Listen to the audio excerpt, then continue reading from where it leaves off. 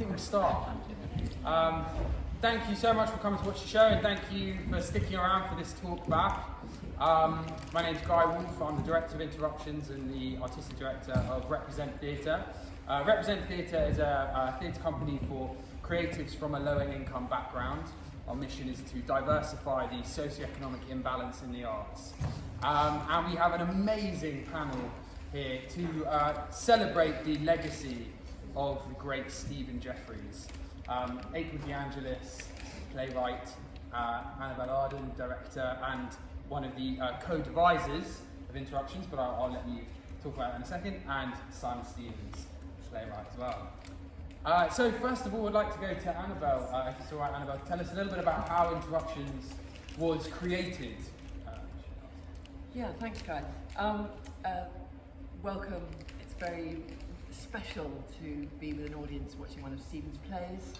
I think Simon was saying this is the first time I've seen one of his plays since he departed, and so it's quite special. Okay, so what we did was we were invited to teach at the University of California, Davis, and I said, I was asked to direct, and I said, well, I'm not going without my husband, and he needs a salary too. And they said, oh, well, would he like to write a play for us? And I said, yes. And he said, and I said, it's all right, you don't need to finish it, just write the outline, and I'll improvise it with the actors. So he said, all right, well, he didn't have a choice, bless him. So, but then it was interesting because he'd always wanted to write a play that was based on this Japanese structure, which is called Joha-kyu, which is beginning, middle, and end, or, you know, it's a way of describing structure. As my dear colleagues know, structure was Stephen's big thing. And so he wrote this play with this idea of beginning, development, end. And he wrote each scene with 27 actions in it. Now, the quick ones of you will realize that 27 is divisible by 3. Jo-ha-kyu. So he kept making these little waves of rhythm through the scenes. And there are 7 scenes, and they're not in linear time order, which you will all have worked out. And the fun of the play is that you're going forwards and backwards in time the whole time. And he wanted to play with this structure for a long, long time. And he wanted to write 3 plays with 12 actors in them. And this is the first of a trilogy, the second of which was called The Art of War, and it was written in Sydney, and very sadly he never wrote the third. And so what happened was, we went into rehearsal with our 12 actors with a list of 27 actions per scene, and I made them improvise those actions, first of all without words, and they had to really, I mean, there were quite a lot to read what the actions were, if you can imagine. He wrote them in some detail, and they had to, so they sat around, they actually learnt, as it were, the actions, the sequence of the actions, then they improvised. And of course they spoke when they improvised, and that was the morning, and he went away and he wrote in the afternoons, and then I did specific kind of improvisatory work in the afternoons. And after a few weeks, we had the text. And then Guy asked me, could he do it with 6 actors? And I said, well, it's going to be tricky. Show me the adaptation. And I was so impressed, and I really felt that it was something Stephen would have absolutely supported, because let's face it, where in London today are we going to get something put on with 12 actors? Tricky. So I'm happy that you've seen the play, and you have seen the play in Guy's very skillful recreation of it. Thank you, Annabel. I'd love to ask everybody on the panel, actually. I'm just going to ask this question, and then I'm going to pass it to the audience, because you'll have much more interesting questions, and we don't have a huge amount of time. But I'd like to ask April, first of all, how you met Stephen, and if you could give us one lasting or most significant piece of advice or teaching that he gave to you.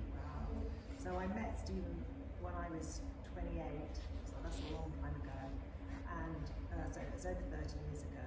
And I met him because I've written this in an introduction to his book, actually. I was at a new playwriting festival and had a play being read at the Riverside Studios, And in those days I used to smoke, and I just needed to change the cigarette machine.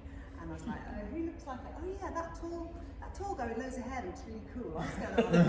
So I said, oh, you've got to change the cigarette machine. He was like, oh, yeah, okay, yeah. And he said, what are you doing here? I said, oh, I've got a play ready. He said, oh, well, I'll come and see your play. And I was like, yeah, great, you know. That's a good reason, you know, smoking is good. It's not, it's awful. But, and then from then on, he said, well, you know, I'm the writer in residence for Payne's Plough, and why don't you come along? We do this thing. It started with this thing called the Wild Run, which is getting writers together, and each week, one person would lead the group and talk about one aspect of playwriting. So they did things like exposition. You know, 1 week we talk about exposition. I didn't even know what exposition was. I mean, I was really green about this stuff. It's like, and what Stephen, I think one thing that always really stuck with me after the brilliant things he says about playwriting is if you're writing a play, write the bit you can write, and don't worry about the bit you can't yet, but do the bit that you can, and then the bit that you can't will follow, sort of thing. And I always do that. You know, I know that when something's writable, then it's working. You know, it's very simple, but it's good.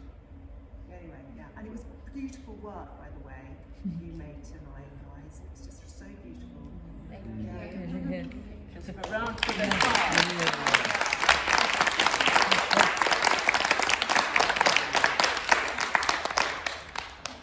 Same question to you, son. Can I also, yes, I will definitely answer your question. I promise I will.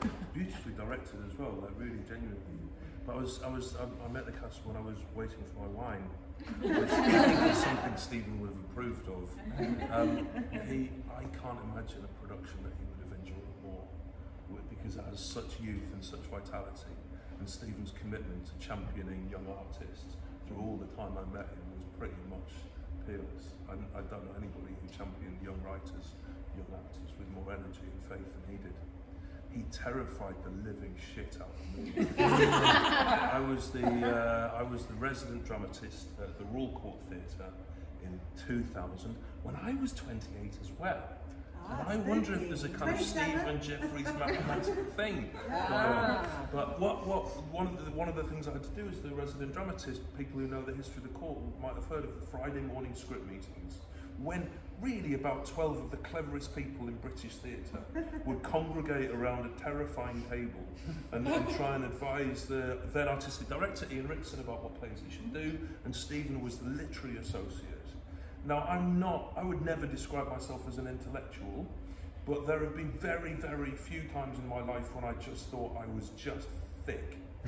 But on those Friday morning meetings, I just thought, I can't talk about plays with this level of intelligence. Max Stafford Clark, Katie Mitchell, Graham Wybrow, Ian Ritson, James MacDonald, but the dawn of terrifying talking about plays was Stephen Jeffries.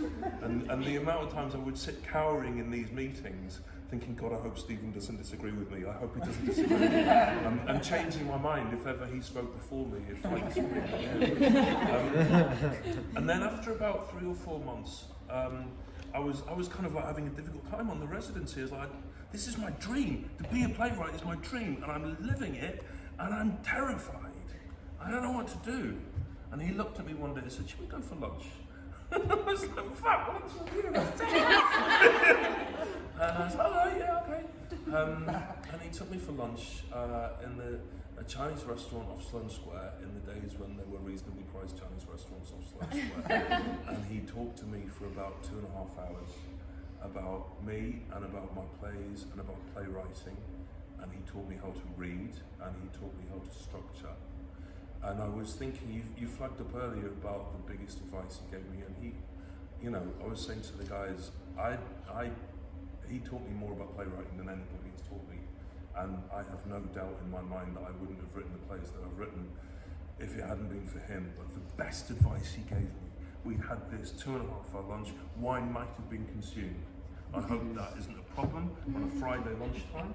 I hope I'm not dobbing him in 25 years later. But, we walked back to the theatre and he took my hand. He looked at my palm and he said, oh yeah, you've got it. I was like, what? He said, Some people have got a lifeline, you've got a money line, some people have a writing line. You've got it. Never stop. And that was the advice he gave me, to never stop.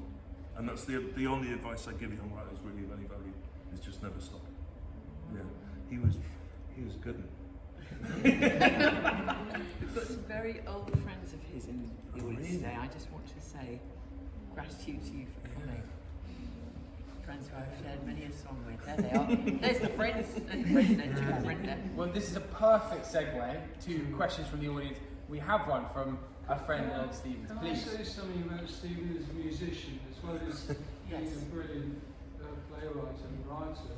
You may not know this, but he had an encyclopedic, fantastic guitar player, and an encyclopedic knowledge of the popular music of the 60s and 70s, especially when England transformed the world in terms of popular music. He had total recall. He said, "Stephen, should we do this?" He said, "Sure," and off we go. I played with him many times. But I've got a question about the play, if you don't mind, please, because it seems to me that this theme of the railways is really important for many reasons. You know, not least the massacre that happened to our railway system. The geniuses that run our country suddenly realised we need the railways again. So maybe Stephen is prophetic about all that. I'd like to ask what, you know, with the context of the calamity, the farce of HS2, what Stephen was thinking about the railways when he wrote that play. That's intrigued me. I want to say, actors, that after the break, that repeated scene in the railway carriage was absolutely extraordinary. Yeah. Thank you. Very powerful, you know. The most powerful thing for me in the play. Thank you. But what was he thinking about the railways? Well, I'm not sure that I really know.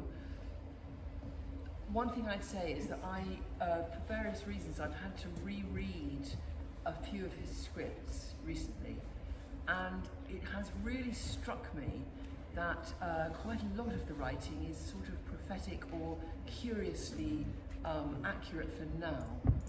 And I think that it's a kind of instinct thing, that if he had to take one situation of work, basically the 7 scenes are all centred around an essential human activity. So you've got politics, and then you've got game, where they throw the can in the second scene. You've got death, yeah, because there's a dead person in the third scene. Food, sex, work, and song.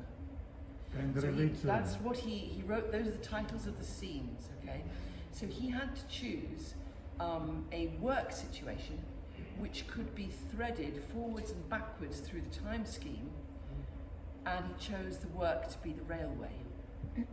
Because the railway is referred to constantly all the way through the play, and of course the scene you liked the best, Steve, was with the repeated thing is a fantasy railway train. Yeah. So I don't know why he did it, but of course, well, in his young days he was an adjudicator for the National Student Drama Festival, and he travelled the length and breadth of England on trains, looking at people's work in universities and everywhere, judging it for entry into the NSDF. And he used to talk endlessly about railway stations he'd known and loved. He had a particular love for Finsbury Park. He had a particular love for Finsbury Park and crew. And in fact, a little known fact, he and Max Stafford Clark were going to write a film about trains of some kind. Max was passionate about trains. I think he had a model railway.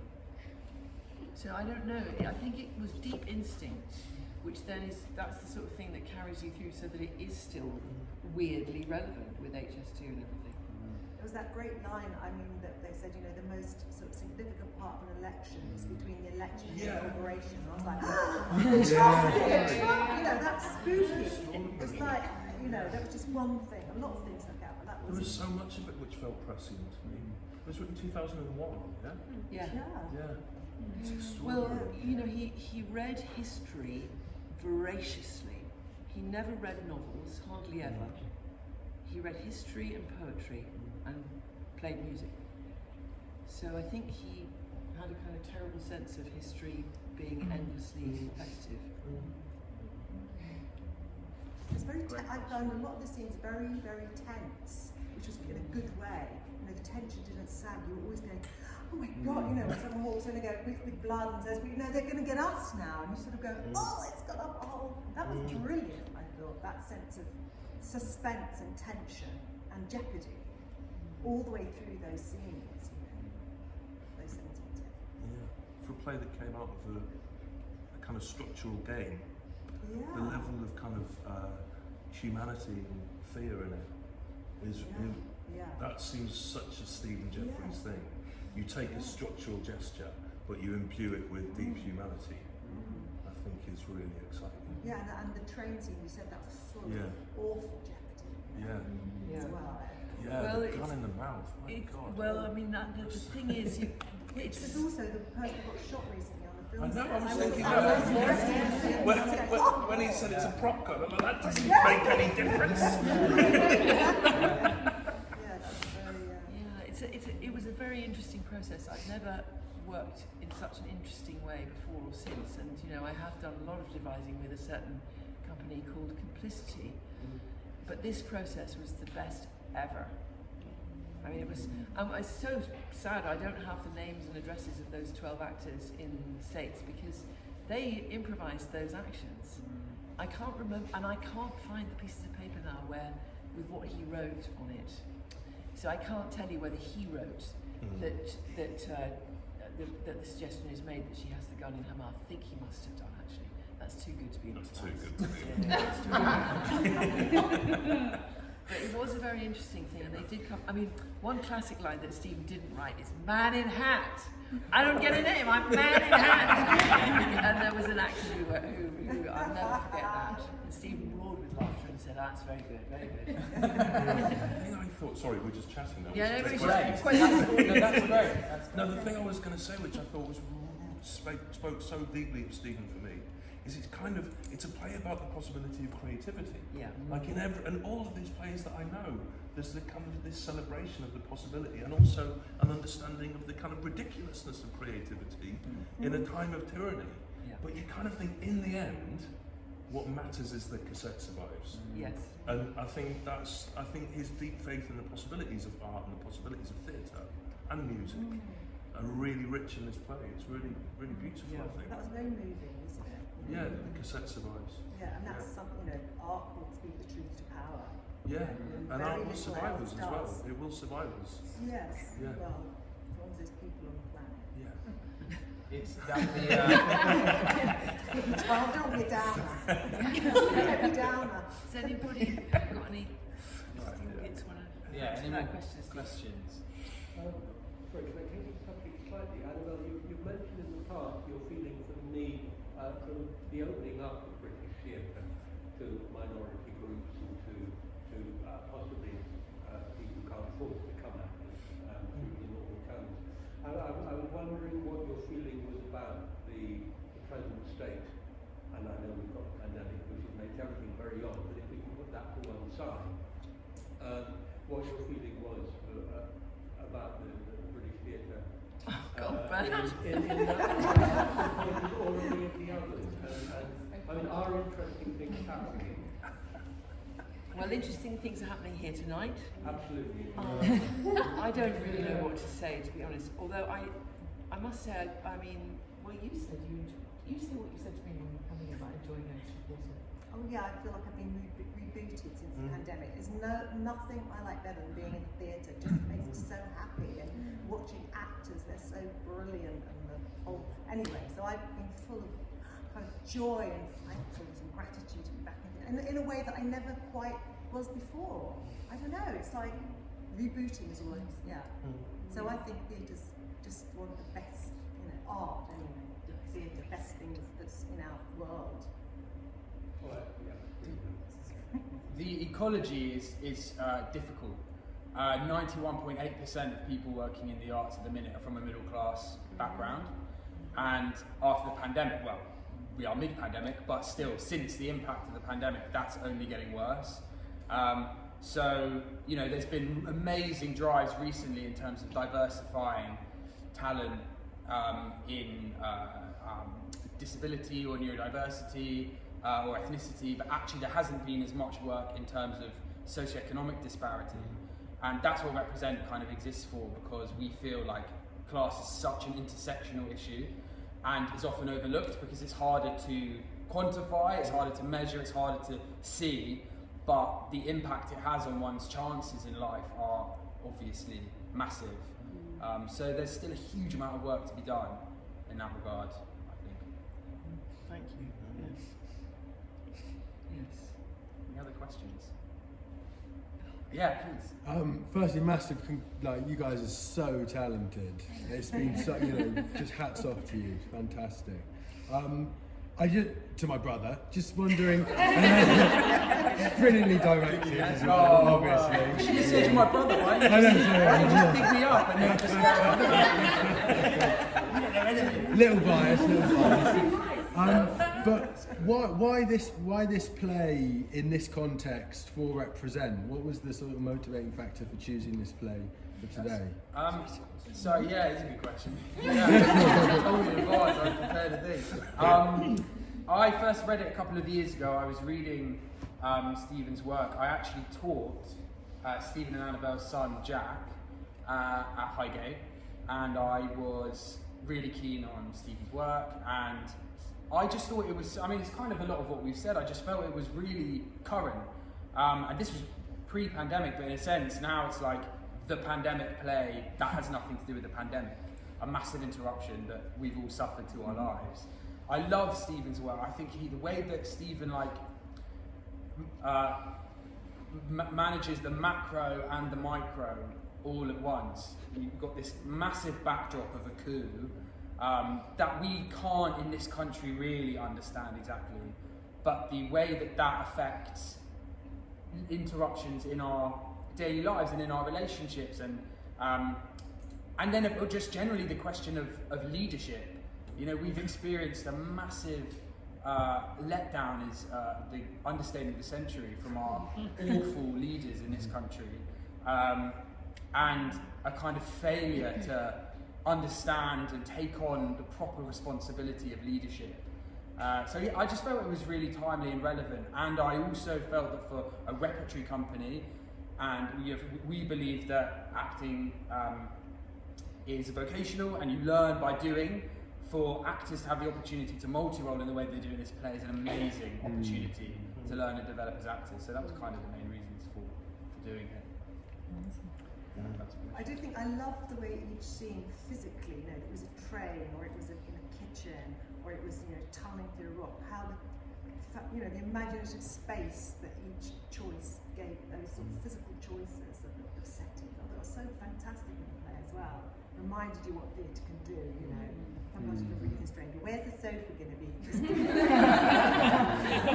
like, oh, you're tunneling through something. I love that. Would it be perverse if I asked you a question?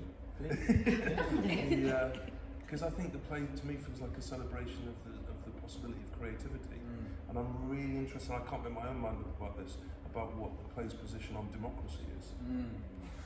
Whether it's saying this is a futile thing that will just repeat itself into self-destruction, or it's the only dignified thing that we've got and we've just got to keep going. I don't know if you have an instinct on that. That's a really horrible question for you. It's inspired by your brother's question. Yeah. I think Annabel would be really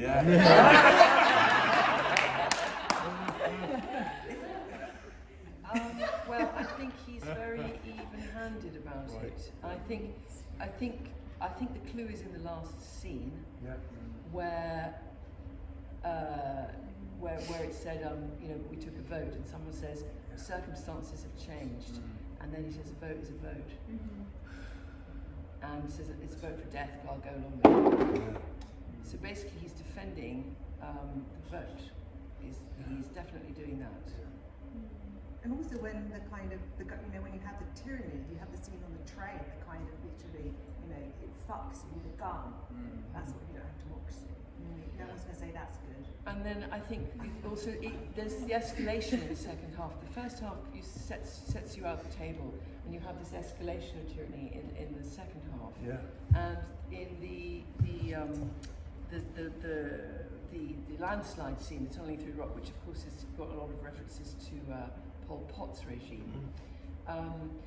It's very clear when the leaders are forced to accept the fact they didn't know what they were doing, and that is a kind of triumph, as it were, of democracy at that moment, because the person who's most aggressive is prevented from killing the leaders, and that's built up to in the cooking scene where the fighting is stopping. So it's an anti-violence play, I think, very profoundly anti-violence, and it is pro discussion. I mean, there's so many hilarious jokes about, discussion is encouraged. But actually what he really wants is real discussion. I was put in mind of it because of the line at the end of the penultimate scene, after the structural engineers saved their lives, and then there was the need for a new leader, and one of them said, well, "You should be the leader. You're the smartest one," and that put me in mind of our leader. And our country's led by the smartest one. No, it's not. He wasn't the smartest. He's not the smartest. He should be the leader because he knows. He is the one who knows. He's the one who knows, right? He has the information. And thinking about the climate crisis is a good. perfect example. Like who should be leading us through the greatest crisis that our planet will ever face? The ones who know. You've got Donald Trump denying scientists. It's balmy. So it's a celebration of technocracy rather than democracy. And I also think, something we were discussing a while back in scene 3 in the monastery, the furthest you think you should be from politics is politics is unavoidable. You get people together and you argue. How do you live? How do you decide who leads? What's that process? I think we had a question here from. Sorry. I did have a question, but it's not to you. It's to you, if that's okay. Of course. Because, my God, you worked hard. I mean, doing all those parts. And I wanted to know what, not to say what it was like, but your take on the play. Given the questions you've heard tonight, just kind of anything from you as having to live through that.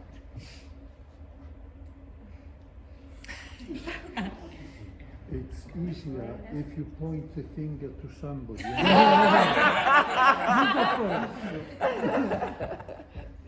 think, sort of similar to what kind of Guy said, was actually because Stephen is very prophetic with his text, that we as actors we're forced to kind of take the sort of the modern world that we're in to kind of then relate it to the text.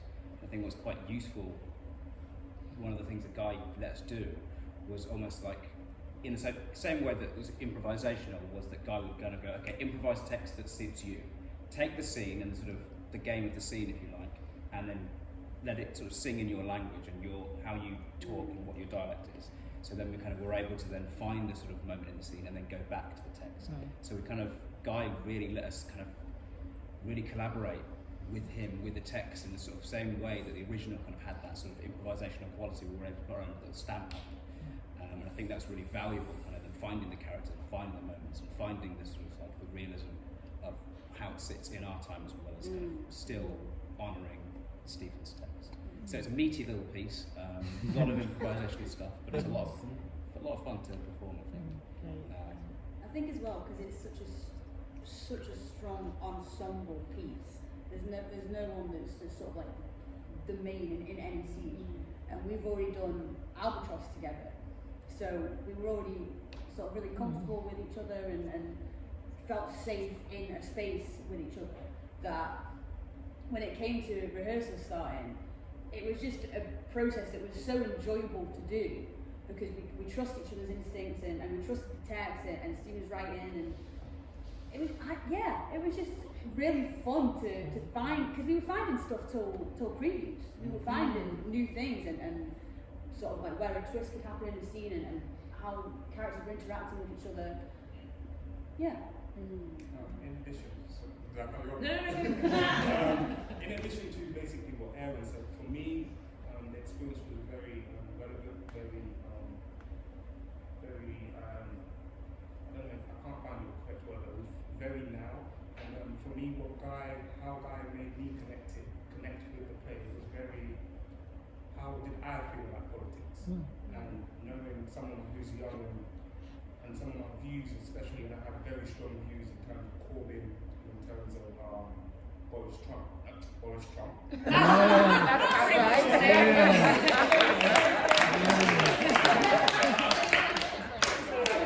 Very strong views, and when Guy said just make it your own, and we had a circles session, and we all literally just spoke about the election and Brexit and all of that, and I said I wasn't going to vote again. I said I'm fed up, and funny enough, the script, people say they don't believe in voting, and it was just weird, and then we were able to connect with the text through our personal lives and stuff that we've experienced with politics. So it was a very, almost like Annabel said earlier, it was a very prophetic experience. It's very current.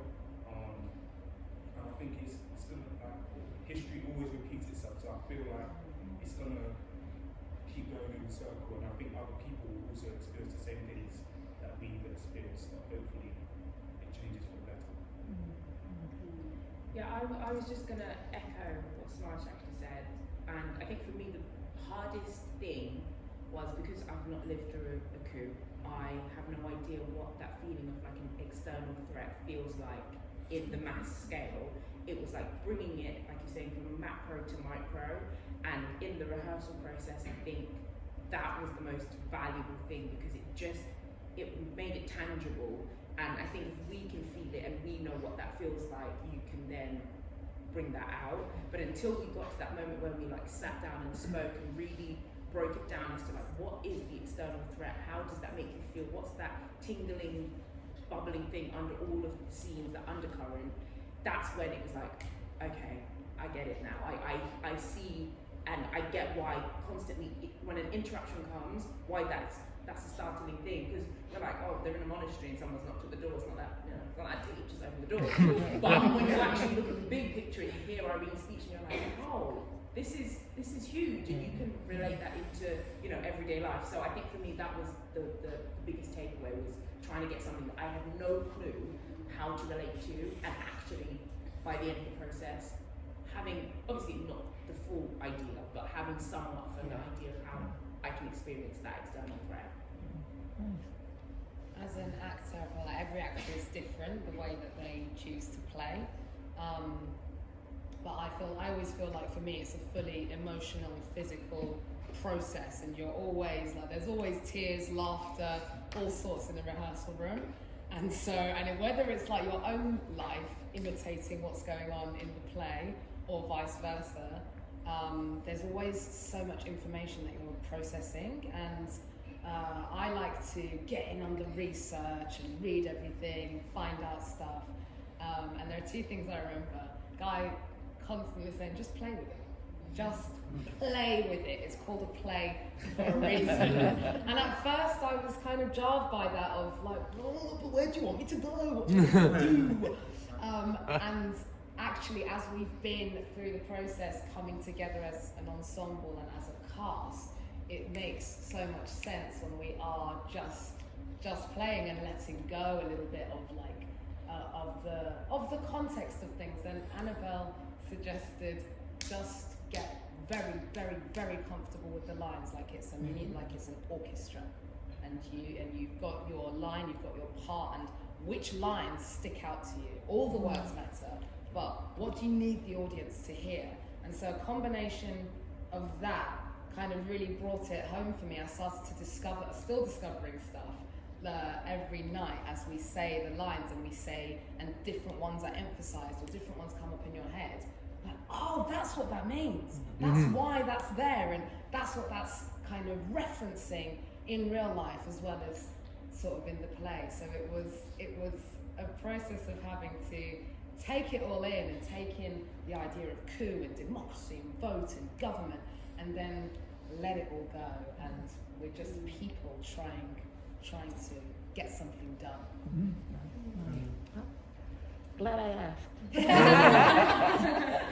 Thank you. I just say one thing about the coup thing, which is that, the new policing bill that's coming through, which is if you're too noisy or you annoy someone, And there are 9 protesters in prison now because they sat in the roads and have tried to demand, peacefully, in Syrian state Britain. And the youngest one was turned 21 the day he was put in prison for 2 months.